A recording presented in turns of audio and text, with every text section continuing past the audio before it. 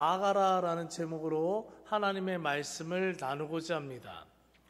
자, 오늘 본문의 배경은 이 초대교회에서 엄청난 이런 선한 영향력을 발휘했고 또 귀하게 쓰임받았던 이 빌립 집사가요, 에티오피아, 오늘도 에티오피아가 있죠, 아프리카에. 이 에티오피아에서 온 지위 아주 높은 외교관을 만나서 복음을 전파하는 이 사건이 오늘 기록되어 있어요. 자, 지난번에 살펴본 것처럼 스데반 집사의 순교 사건 이후로 이 초대교회는 큰 박해가 일어나죠. 이제 이런 건 계속 제가 반복하고 있으니까 까먹지 마셔야 돼요. 큰 박해가 일어나요. 그래서 이 초대교회 안에, 예루살렘 교회 안에는 그 예수님의 직속 제자였던 사도들만 남고 모든 그리스도인들이 죽음을 피해서 다 흩어집니다. 다 흩어져요. 사방팔방 흩어집니다. 근데 사도행전 8장 4절을 읽어보면 흩어진 사람들이 두루 다니며 복음의 말씀을 전할세. 아멘. 이거를 뭐라고요? 디아스포라 사건.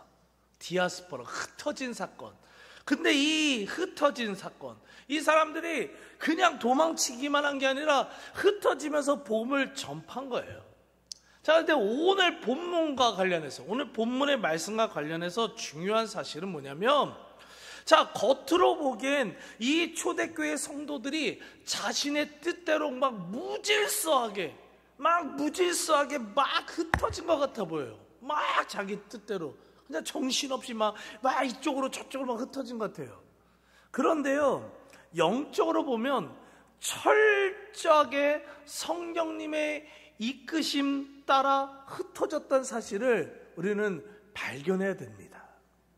철저하게 하나님이 성령님이 이끄심 따라 흩어졌던 거예요. 그렇기 때문에 오늘 본문 나오는 이 빌립 집사는 그 당시 이스라엘 사람들이 전혀 상종도 안 하고 저주받던 사람이라고 생각했던 그 사람들 누구예요? 사마리아 사람들. 사마리아 사람들한테 간 거예요. 왜요? 성령님이 이끄시는 대로 움직였기 때문에요. 그렇기 때문에 그 사마리아 땅에 가서 수백 년간 멸시와 천대를 받던 그 자들에게, 어둠 속에서 살던 그 자들에게 복음을 전파했어요. 그러니까 그곳에 큰 기쁨이 있었다, 큰 부흥이 있었다, 이런 사건이 벌어진 거예요. 여러분들, 이러한 일이 벌어진 그 중요한 이유는 뭐예요? 내 뜻대로 간 게 아니에요. 무질서하게 살아간 게 아니에요. 그저 현상, 내 상황에 맞춰서 이렇게 나간 게 아니에요. 철저하게 성령님이 인도하신 대로 순종하며 나갔기 때문에 이런 엄청난 복음의 열매가 맺혀졌음을 믿으시기 바랍니다. 이게 바로 저와 여러분들의 삶이 되어야 될 줄 믿습니다. 자, 이처럼 사마리아에서 엄청난 복음의 열매를 맺은 이 빌립 집사는요, 또다시 성령님의 인도하심에 따라 다른 장소로 이제 이동하게 돼요. 자, 사도행전 8장 26절을 읽어보면 주의 사자가 빌립에게 말하여 이르되 일어나서 남쪽으로 향하여 예루살렘에서 가사로 내려가는 길까지 가라니 그 길은 광야라 라는 이 말이 있습니다. 자, 지금 사마리아에서, 지금 저 중간에 사마리아에서 복음을 전파했죠. 그리고 나서 지금 밑으로 가는데 어디냐? 가사라는 지역. 요 가사가 어딘 줄 알아요? 오늘날 뉴스에서 되게 많이 나오는데 가자지구예요. 수많은 전쟁과 그 아픔이 있는 가자지구예요. 가자지구. 자, 지금 이 말씀에서 주의 사자는 지금 이 빌립 집사에게 남쪽에 있는 저 가사로 가라라고 말씀을 합니다. 명령을 합니다. 근데요, 지금 읽은 이 말씀을요, 이 한국어 성경이 아니라 원어적인 성경으로 읽어보면요, 그 안에 아주 깊은 그 의미를요 하나 발견할 수 있어요. 특히 두 가지 단어에 주목할 필요가 있는데, 남쪽이라는 단어와 광야라는 단어입니다. 자, 원어적으로 남쪽이라고 해석된 헬라어 셈브리아란 뜻은요, 남쪽이란 뜻도 있지만요, 굉장히 뜨거운 한 낫을 뜻해요. 여러분, 남쪽이 덥잖아요, 그렇죠? 그러니까 뜨거운이라는 그 뜻을 갖고 있는 게 저게 메셈브리아란 뜻이에요. 그리고 광야라는 이 에레모스라는 이 단어는요, 황폐한 땅을 뜻합니다. 자, 이러한 원어적인 이 의미로 다시 한번 이 말씀을 해석해 보면, 지금 주의 사자는 빌립 집사에게 어디로 가라고 말하냐? 뜨거운 한낮에 황폐한 땅 가사로 가라라고 얘기를 한 거예요. 여러분들, 이스라엘의 낮은요, 우리나라 지금보다 더 더워요. 덥죠, 요즘. 제가 웬만하면 더위를 안 타거든요. 너무 더워. 진짜요. 정말 너무 덥습니다. 여러분들, 그렇기 때문에 한낮에는요, 이스라엘 사람들은요, 활동을 안 해요. 낮에는 돌아다니지 않습니다. 사람이 없어요. 그리고 가사 지역은요, 실제로 BC 96년에 그리스의 알렉산더 얌네우스라는 왕에 의해서요, 완전히요 패망해요. 황폐하게 됩니다. 그 땅은요 완전히 그냥 망한 땅이에요. 그래서 지금도 그 가자 지구에는요 진짜 가난해서 갈 데 없는 그런 사람들만 그 사는 것이 이 가사라는 데예요. 가자 지구예요. 황폐한 땅이에요. 자, 여러분들 질문 하나 할게요. 여러분들 전도를 한번 한다고 생각해 보세요. 여러분들 전도를 하면 어디로 갈 것 같아요? 어디? 여러분들 잘 보세요. 많은 복음의 열매를 맺기 위해서는 사람이 가장 많이 활동하는 시간에 가장 많은 곳으로 가야 될 줄 믿습니다. 당연하죠. 사람들이 많은 시간에 많은 곳으로 가야죠. 왜? 그런데 여러분, 만약에 하나님이 지금 오늘, 그냥 뭐 다른 나라 생각할 필요 없어. 오늘 대낮에, 오늘 진짜 하면 이제 그냥 이 체온 한 40도 정도 되는 것 같더라고요. 대낮에 사람도 없는 그곳에 가서 복음을 전파하라 그러면 여러분들 가겠냐고요. 와, 할렐루야. 우리 교회는 가야죠라고 하는 믿음으로 고백하는 성도님이 계십니다. 야, 믿음 좋으시네. 저는요, 인간적인 합리적인 생각으로는요, 당연히 여러분들 사람 많은, 그래서 사람이 많이 활동하는 그곳으로 가죠. 그게 합리적이잖아요. 이성적이잖아요. 그런데도 이상하게 성령님은 정반대예요. 대낮에, 뜨거운 대낮에 사람 없는 곳으로 가라. 자, 그러면은 질문을 해야죠. 왜요? 왜 주의 사도는 빌립 집사에게 아무도 돌아다니지 않는 대낮에 황폐한 그 땅, 가면 아무도 없는 그 땅으로 가라, 그 가사로 가라고 명령했을까요? 그런데 그 이유는 바로 진정한 복음의 열매와 형통함의 은혜는요, 성령이 이끄신 대로 순종하며 나갈 때 온전히 이루어진다는 사실을 믿으시기 바랍니다. 여러분들 잘 보십시오. 사람의 생각으로는 당연히 선선할 때 사람 많은 곳으로 가야죠. 네? 선선할 때 사람 많은 곳으로 가야죠. 누가 여러분들 그 뜨거운 곳으로 가냐고요. 사람 없는 곳으로 가냐고요.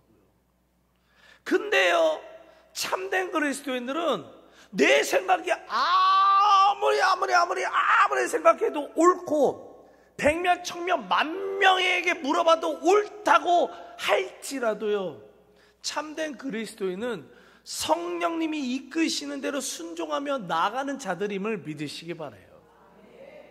자, 빌립 집사는요, 왜 의심이 없었겠냐고요? 왜 의심이 없겠어요? 지금 그리고 빌립 집사도 디아스포라 돼서 죽음의 상황 속에서 지금 나가고 있는 중이에요. 삶에 여유가 없어요. 그러면 조금이라도 사람 많은 곳에 가가지고 가서 복음을 전파하는 게 훨씬 좋았다고요. 그런데 빌립 집사는요, 자신의 생각 내려놓습니다. 자신의 이성적인 합리적인 생각 다 내려놓습니다. 그리고 성령님이 인도하시는 대로 그저 순종하며 가사로 갔어요. 그랬더니요, 사도행전 8장 27절을 읽어보면 일어나 가서 보니 에티오피아 여왕 간다게의 모든 국호를 맡은 관리인 네시가 예배하러 예루살렘에 왔다가요 그곳을 지나가고 있었어요. 잘 보십시오. 그곳에 가면 당연히 아무도 없을 줄 알았습니다. 누구도 못 만날 줄 알았어요. 그건 사람의 생각이었어요. 빌립의 생각이었다고요. 그런데 때마침 이야, 그곳을 사람이 지나가는데 그것도 보통 사람이 아닌 거예요. 에티오피아 여왕의 국고를 맡았대요.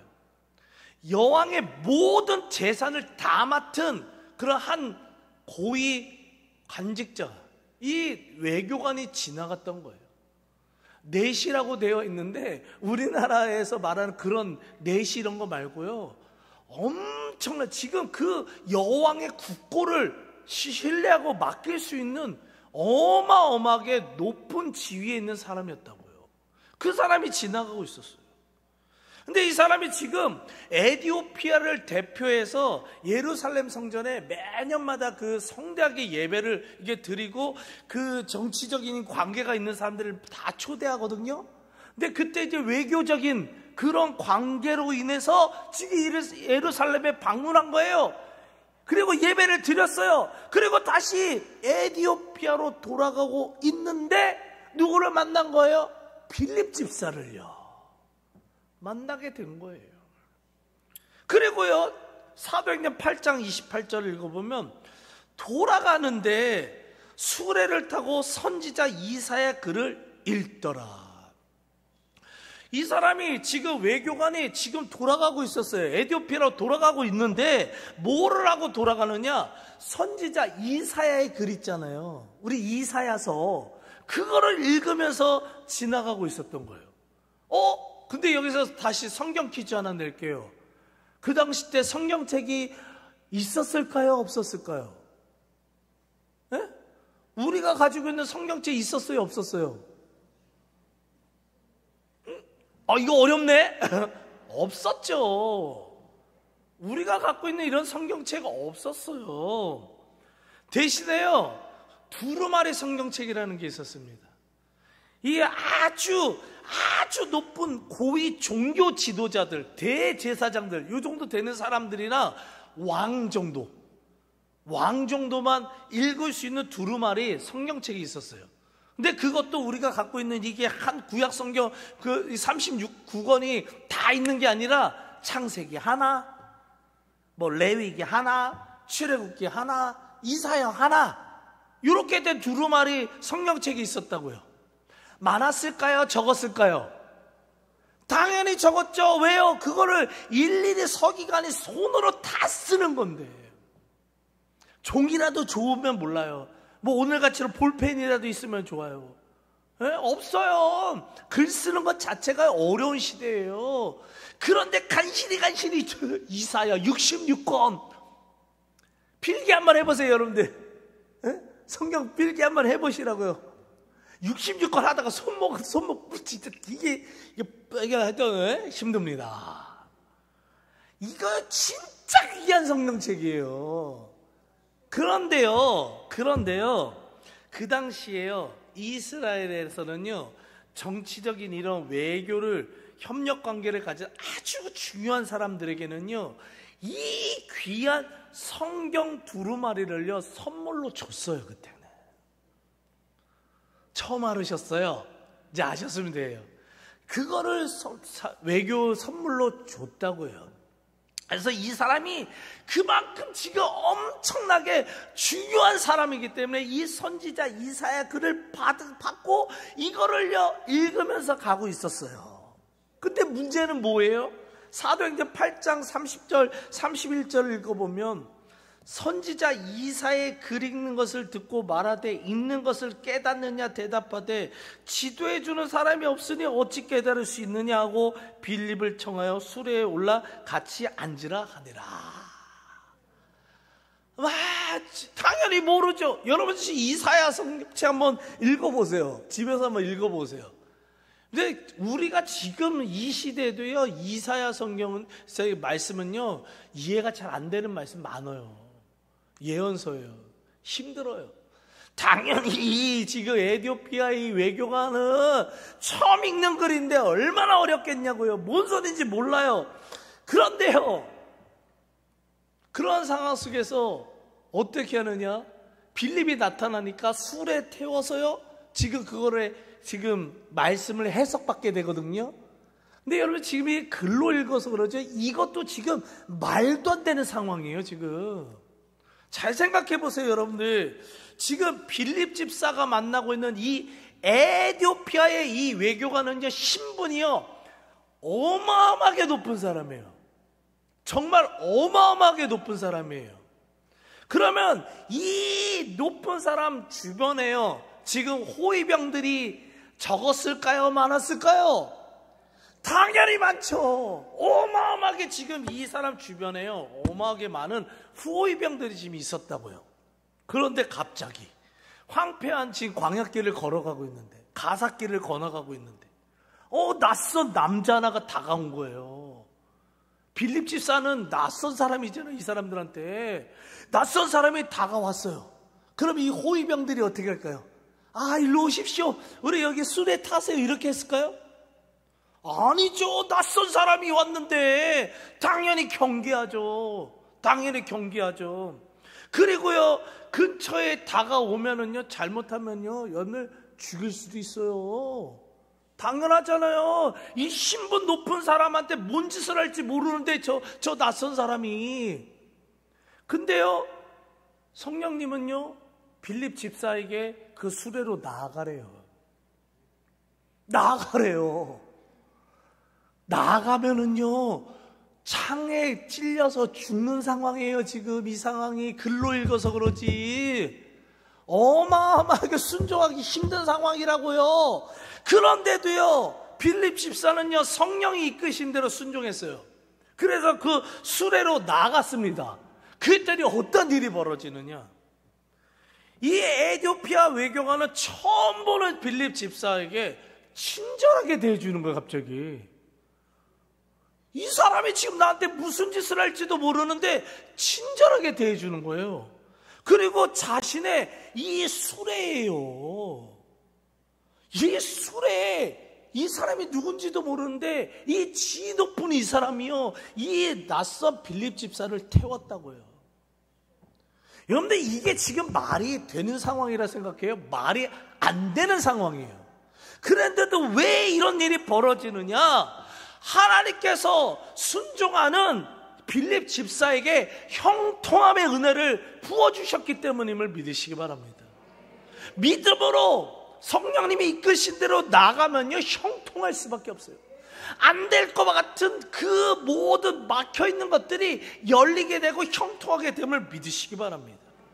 그리고 사도행전 8장 35절 36절 읽어보면 빌립이 입을 열어 이 글에서 시작하여 예수를 가르쳐 복음을 전하니 길 가다가 물 있는 곳에 이르러 그 내시가 말하되 보라, 물이 있으니 내가 세례를 받음에 무슨 거리낌이 있느냐.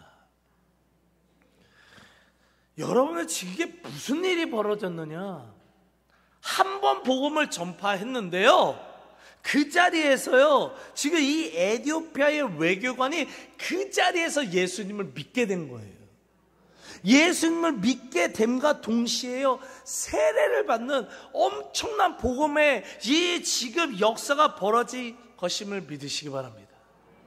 그리고 대부분 성서학자들은 주장하기를요, 여러분 성령 충만한 사람들, 그 당시에 성령 충만한 사람들에게서 나타나는 그 특징과 같이요, 이 외교관은 성령 충만해졌어요. 예수님 믿었어요. 성령 충만해요. 세례 받았어요.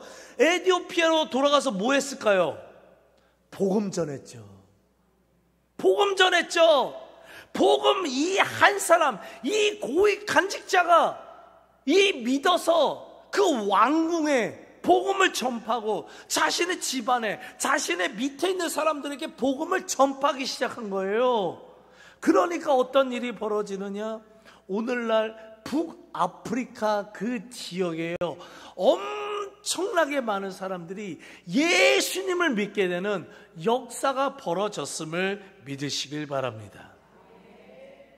다시 한번 말씀드리지만 진정한 복음의 열매와 수많은 형통함의 이 은혜들은요, 성령이 이끄시는 대로 순종하며 나갈 때 이루어지는 것임을 믿으시길 바랍니다.